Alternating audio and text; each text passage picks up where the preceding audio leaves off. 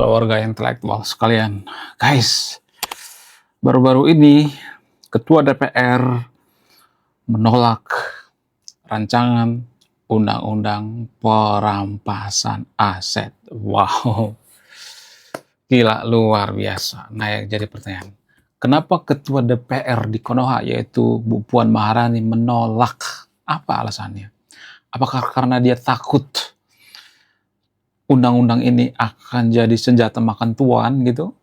Jadi kalau kita perhatikan ya, menurut LKPH ternyata harta kekayaan daripada Mbak Puan ini sekitar kurang lebih 500 miliar guys. Wow, luar biasa. Gaji yang sangat fantastis sekali. Harta yang sangat fantastis sekali. Padahal di luar sana ada banyak orang yang kelaparan, yang gajinya sebulan cuma 1 jutaan gitu.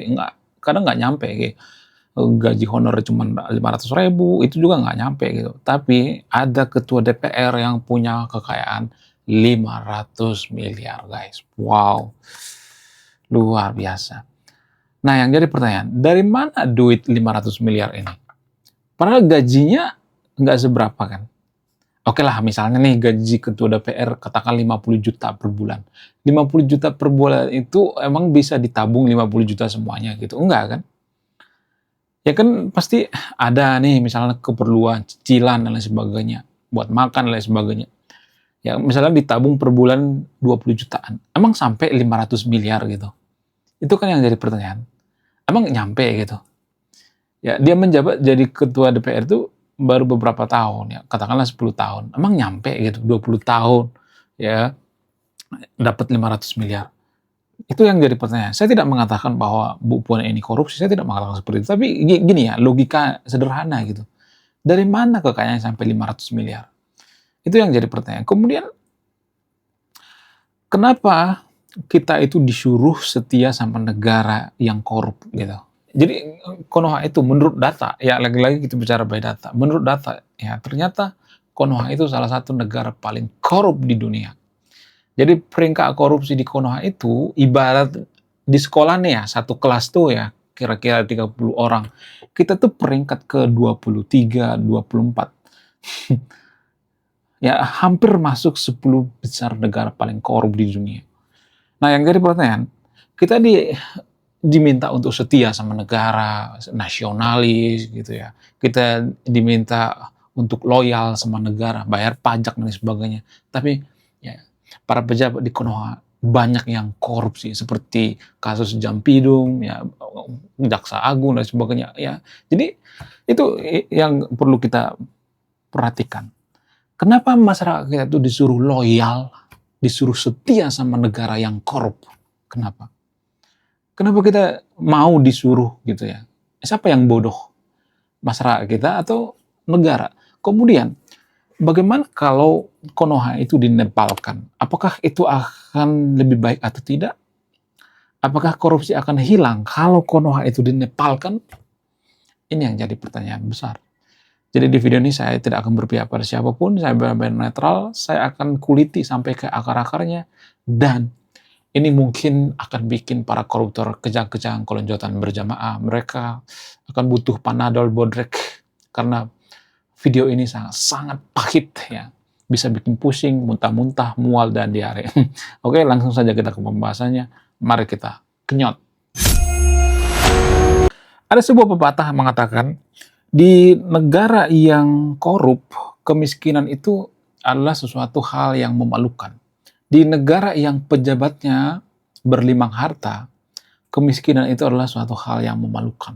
Di Konoha itu ada banyak orang yang tinggal di bawah kolong jembatan, yang kemudian ada banyak warga Konoha itu yang gajinya sebulan itu di bawah 1 juta gitu ya. Ada yang harus berhemat-hemat gitu ya, hidup di kota, nggak punya duit, tapi ada ya pejabat ketua DPR punya harta 500 miliar coy. Wow. Gila. Ini sangat-sangat memalukan sekali. Ya, ini seperti mengundang menepalkan Konoha. Ya kan, mereka hura-hura, happy-happy gitu ya. Tapi kita menderita gitu. Nah, anehnya lagi ya, pejabat di Konoha itu banyak yang korup ya. Tapi anehnya lagi ya, kita itu dituntut untuk setia gitu. Setia untuk apa? Untuk supaya kita bayar pajak, supaya mereka korupsi gitu. Ini sangat-sangat, aduh, saya nggak habis pikir. Ini sungguh di luar nurul gitu. Bagaimana mungkin negara yang korup itu meminta kita untuk setia gitu? Bagaimana mungkin negara yang dipenuhi oleh pemerintah yang banyak maling, lalu kita disuruh setia gitu? Iya kan? Gimana caranya kita setia dengan, misalnya nih kita punya pasangan nih, kita punya pasangan yang tukang selingkuh misalnya, tukang bohong misalnya. Gimana caranya kita setia dengan pasangan yang tukang selingkuh dan tukang bohong? Itu yang jadi pertanyaan besar, ya kan? Jadi sungguh tidak masuk akal kalau negara mengatakan kita harus nasionalis setia.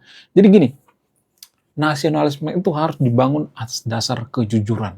Jadi kalau pejabat nggak jujur, ngapain kita nasionalis ya kan? Saya tidak nyuruh yang nonton video untuk memberontak, saya tidak nyuruh seperti itu. Tapi kita berpikir rasional, dan ini juga hanya di Konoha ya, bukan di Indonesia ya, karena orang Indonesia itu anti kritik guys ya. Ini hanya di Konoha. Jadi ini artinya seperti memancing-mancing masyarakat untuk menepalkan Konoha.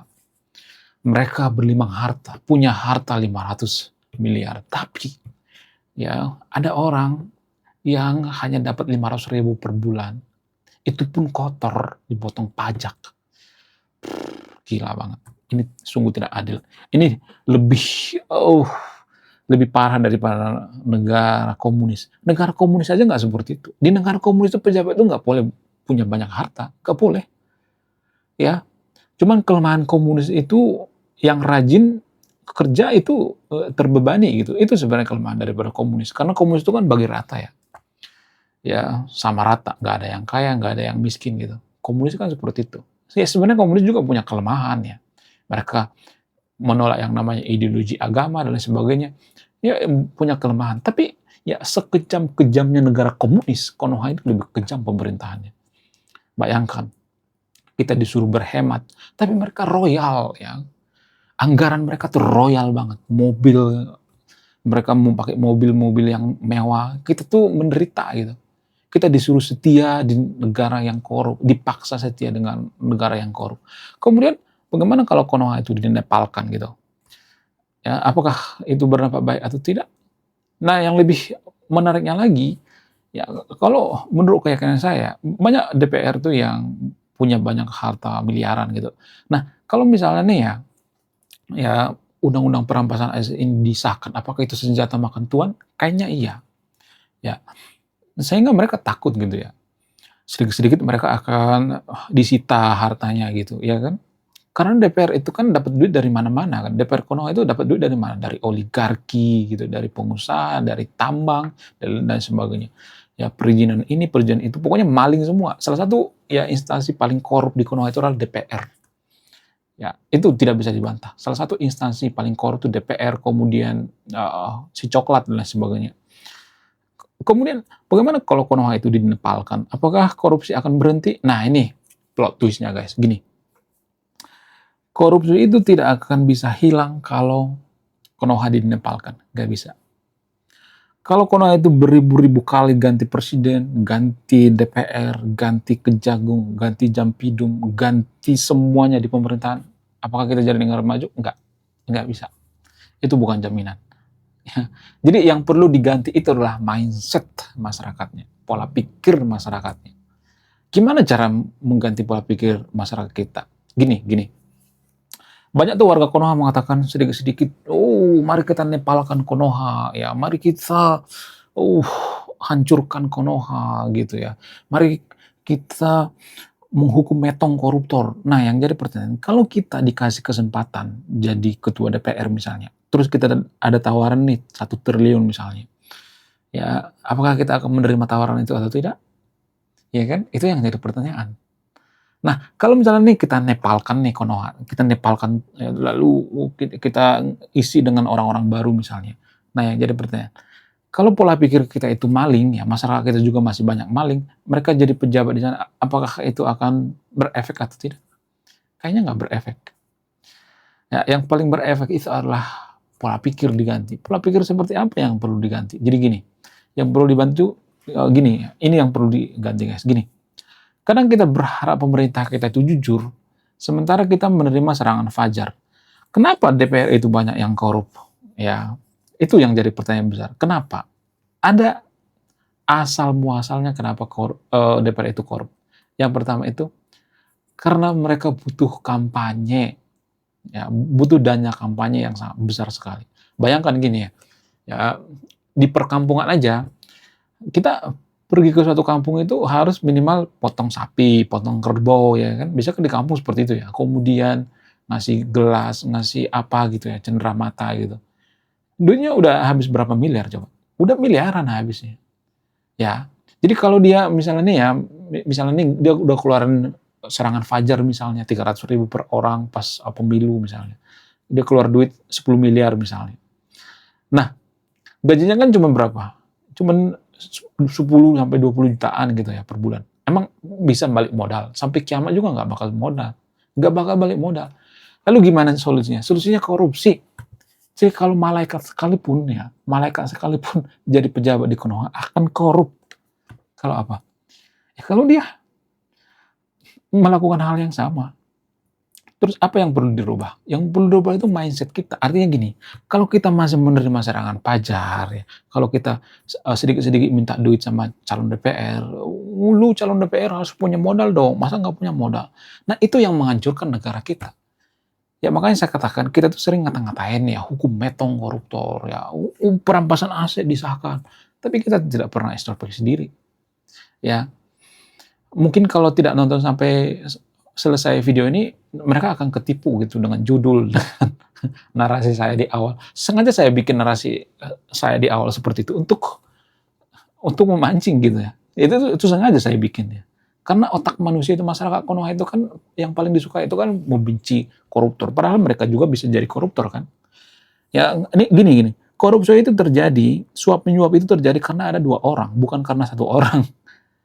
Kalau misalnya nih ada calon DPR, dia sudah ngeluarin serangan fajar gitu ya, duit kampanye, belum lagi tim ses. Tim ses itu kan digaji ya, 300.000 per orang per hari gitu. Tim sukses guys. Ya, saking tidak percayanya kita gitu ya dengan surat suara. Jadi itu ya mirisnya. Biaya politik kita itu mahal sehingga mereka nyari yang lain gitu ya, lobang yang lain. Ya ujung-ujungnya sumber daya alam yang korban gitu ya. Ujung-ujungnya pengusaha batubara yang jadi bohir gitu ya. Mereka akan transaksi lagi ya. Kalau mereka jadi pejabat, mereka akan ya memberikan izin pertambangan ini, pertambangan itu. Nggak ada yang gratis guys. Itu semua diputar-putar. Jadi intinya apa? Intinya untuk memutus ini semua itu adalah mindset kita, pola pikir kita. Kalau kita menerima serangan fajar, kalau kita sedikit-sedikit minta duit sama atau saat kampanye itu mewah-mewah, itu nggak bakal bisa kita jadi negara maju. Ya korupsi nggak bakalan stop. Jadi itu sirkulasinya tuh, itu perputarannya di situ tuh. Ya gimana cara menstop ini? Dari diri kita sendiri. Semua masyarakat harus punya kesadaran gitu. Semua netizen harus punya kesadaran. Ya kita nasihatin teman kita, saudara kita, keluarga kita. Kita jelaskan gitu ya, kenapa bisa terjadi korupsi. Ya kita harus menjelaskan sama mereka gitu, biar mereka sadar dan oh iya ya, korupsi itu terjadi ya karena gue juga terlibat gitu ya, karena masyarakat juga terlibat gitu. Jadi itu fakta pahit yang jarang dibongkar guys. Ya mungkin konten kreator jarang yang bongkar seperti ini ya. Kalau ada konten kreator yang bongkar seperti ini pasti nggak ada yang nonton gitu. Kenapa nggak ada yang nonton ya? Karena ini fakta pahit gitu. Warga Konoha itu kan nggak terlalu suka dengan edukasi ya. Mereka lebih suka dengan wanita yang joget-joget gitu ya. Ya joget-joget nggak jelas di TikTok gitu ya. Jadi itu yang perlu kita pahami guys. Ya mohon maaf ya bagi yang nonton video ini, saya tidak menyalahkan warga Konoha semuanya. Ada juga yang nggak terima serangan fajar, ada juga yang jujur gitu ya, ada juga yang rajin bayar pajak gitu. Saya tidak memprovokasi yang nonton video untuk menempalkan Konoha atau tidak bayar pajak, enggak. Tapi gini ya, untuk mengatasi korupsi ini nggak bisa hanya cukup undang-undang perampasan aset, nggak cukup guys. Ya tetap aja akan ada juga. Ya, karena yang menjalankan sistem ini kan orang juga kan. Jadi sistemnya bagus, misalnya nih undang-undang perampasan aset ini kan bagian daripada sistem ya. Kita benahi misalnya. Tapi kan penegak hukum gimana? Ya kan? Masyarakat kita gimana? Kan yang suka nyogok itu kan masyarakat kita kan.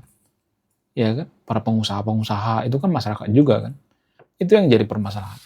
Jadi mulai dari diri sendiri gitu ya, mindset kita, pola pikir kita dirubah. Ya kalau enggak itu seperti lingkaran setan, berputar-putar terus, korupsinya gitu. Mau ribuan kali ganti presiden, ganti DPR juga nggak bakal. Ya, ya saya tidak menyalahkan siapapun di sini ya. Saya ngajak introspeksi diri, baik ketua DPR. Ketua DPR juga punya harta 500 miliaran. Itu memalukan sekali kalau ada masyarakat yang kelaparan. Ya, itu sangat memalukan sekali. Gimana? Masih mau menempelkan Konoha? Saya tidak memprovokasi ya, Anda yang memutuskan. Oke guys, ya, saya tidak berpihak di video ini, Anda yang menyimpulkan. Sekian video ini, saya warga intelektual, salam rasional.